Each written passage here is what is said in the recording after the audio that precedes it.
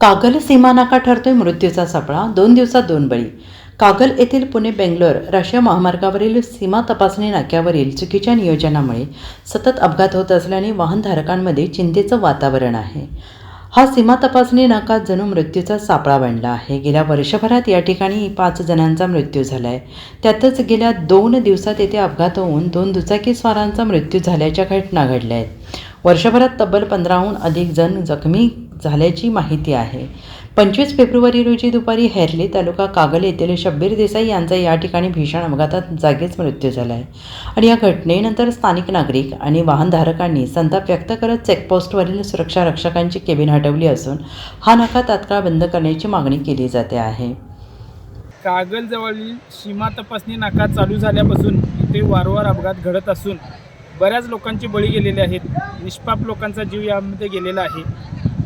Toll घेणारी वाहने आणि टोल न देणारी वाहने ही दोन्ही वाहने एकत्र एकाच लेनमध्ये जात असल्यामुळे सदरचा अपघात घडत आहेत आणि याच्यामुळे सामान्य माणूस आणि सामान्य जनता यातून त्यांचा बळी जात आहे. याला प्रशासन जबाबदार आहे. त्याच्यावर योग्य ती कठोर कारवाई करून लोकांना न्याय मिळावा. या सर्व होणाऱ्या घटना लक्षात घेता नागरिकांमधून तीव्र प्रतिक्रिया उमटत असून नागरिक आंदोलनाच्या पवित्रात आहेत. यावरती लवकरात लवकर प्रशासनाने निर्णय घ्यावा. प्रशासन अजून किती लोकांचा मृत्यू घेणार हे अद्याप कळत नाही.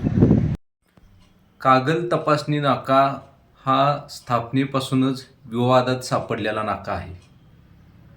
भूसंपादनाच्या सुरू झालेल्या वादापासून तो नाका चालवाय देण्याच्या 2 कंपनीमधला विषय, अशातून हा नाका केंद्र सरकारच्या धोरणाच्या विरोधात महाराष्ट्र सीमा या ठिकाणी असणारा कागलमधील तपासणी नाका या ठिकाणी एक प्रकारची वाटमारी सुरू असलेला प्रकार आहे. कुठल्याही सोयीसुविधा वाहनधारकांना नाहीत, वाहनांना नाहीत.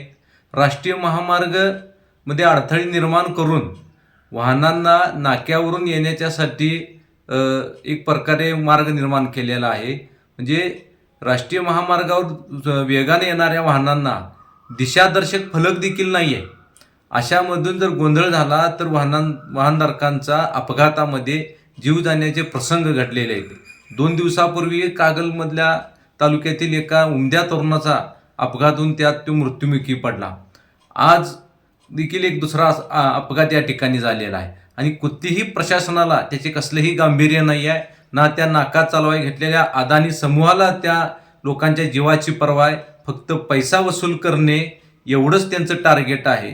जर यामध्ये वेळीच सुधारणा नाही केली तर याच्या विरोधात मोठं जनआंदोलन उभा करून हा सीमा तपासणी नाका कायमचा बंद पाडण्याची भूमिका कागलवासियांना घ्यावी लागेल. Bureau report, SVN Marathi, Kolhapur.